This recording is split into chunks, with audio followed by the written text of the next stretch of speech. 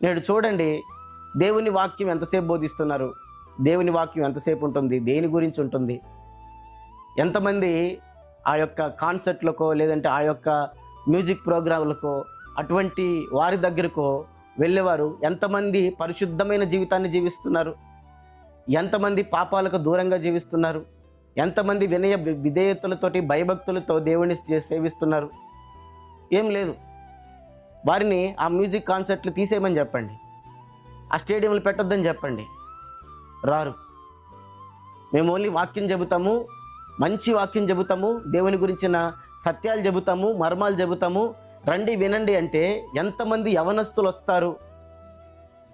మేము మంచి loud music పెడతాము, మంచి లైటింగ్ పెడతాము, మంచి వర్షిప్ సాంగ్స్ పాడతాము, మనం దేవుని సన్నిధిలో స్తుతిద్దాము, ఆరాధిద్దాము, గంతులు వేద్దామని పోస్టర్ పెట్టండి, ఎంతమంది వస్తారు?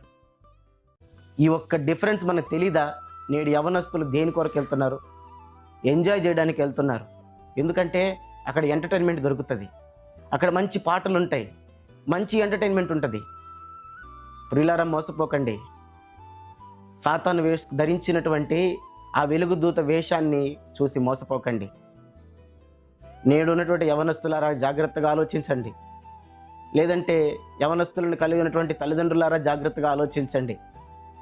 న్యాయాధిపతుల గ్రంథంలో ఒక మాట రాయబడుతుంది, 2వ అధ్యాయం 10వ వచనంలో, ఆ తరము వారందరూ తమ పితరుల యొద్దకు చేర్చబడిరి. వారి తరువాత యెహోవానైనను ఆయన ఇశ్రాయేలు కొరకు చేసిన కార్యములనైనను ఎరుగని తరం ఒకటి పుట్టగా. ఆ తరం వారంతా చనిపోయిన తర్వాత ఎటువంటి తరం పుట్టింది? యెహోవానైనను, యెహోవా ఆయన ఇశ్రాయేలు కొరకు చేసిన కార్యములనైనను ఎరుగని తరం పుట్టింది. దేవుడు తెలీదు, దేవుడు కార్యాలు తెలీదు. నేడు యవనస్తులారా, వాక్యానికి అవకాశం ఇవ్వకుండా, వాక్యం వినకుండా ఈ మ్యూజిక్ కాన్సర్ట్లకు వెళ్తూ, మ్యూజిక్ను వింటూ, ఆరాధిస్తూ, గణపరుస్తున్నామనే భ్రమలో మీరుంటే దేవుడు ఎవరో మీకు తెలీదు, దేవుని వాక్యం మీకు తెలీదు, దేవుడు కార్యాలు మీకు అర్థం కావు. మన దేవుడు ఎంతో భయంకరుడైన దేవుడు, గంభీరమైన దేవుడు, మన ఊహలకు అందనటువంటి దేవుడు. ఆ దేవుని ఎదుట కుప్పిగంతులేస్తున్నాం మనం. ఆ దేవుని ఎరగకుండా కుప్పిగంతులేస్తున్నాం. జాగ్రత్తగా ఉండాలి మనం. దేవుడు అంగీకరించడు, దేవుడు చూస్తూ ఊరుకోడు.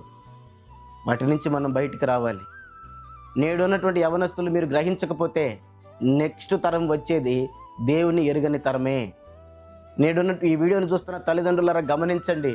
మీ పిల్లలను సరైన వాక్య క్రమములో పెట్టకపోతే, సరైన క్రమములో పెట్టకపోతే మీ పిల్లల తరం వచ్చేది దేవుని ఎరుగని తరమే.